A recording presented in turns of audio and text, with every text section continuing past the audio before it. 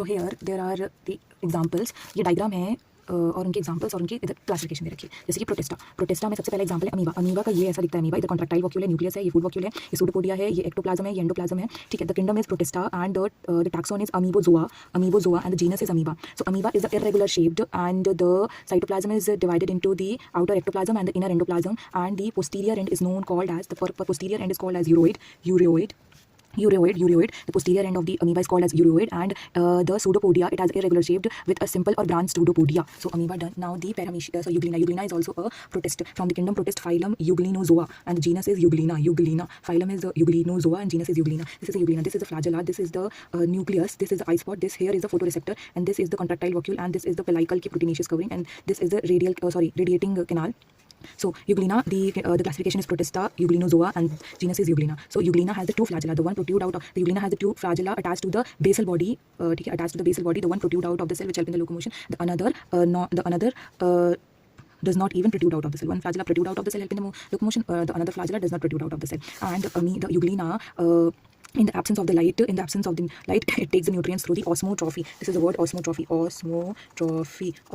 Through the osmotrophy, it takes the nutrients in the absence of the light, but in the presence of the light, it takes the nutrients through the photosynthesis because it has the chloroplast. Now, after the amoeba and the Euglena, we have paramecium. The paramecium kingdom Protista. The phylum is Aviolata. Euglena का phylum क्या था? Euglenozoa. Euglenozoa. Euglenozoa. And here we have the Protista, the Alveolata. The subphylum is Ciliophora. And ये paramecium है. This is a pellicle. This is a contractile vacuole. This is a macronucleus. Contractile vacuole, the oral groove, the buccal overture, the anal pore, and the anal pore. ठीक है. Now the paramecium is also known as slipper animalcule. The simple animalcule, it is also known as that. It can do sexual reproduction by conjugation asexual through the pentaphysin, and the body is enclosed by the pellicle proteinaceous covering, and it can live in the brackish water.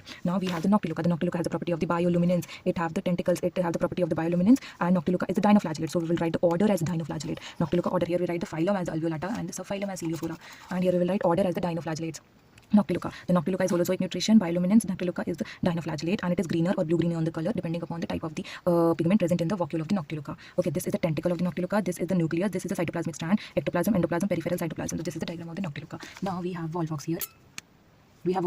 So Volvox, the kingdom Protista. The phylum is the here the class. The class of the Volvox is the Chlorophyceae, and the genus is the Volvox. So in the Volvox, we have this is the mother colony, this is the daughter colony, and this is the flagellum. These are the general characteristics of the Volvox.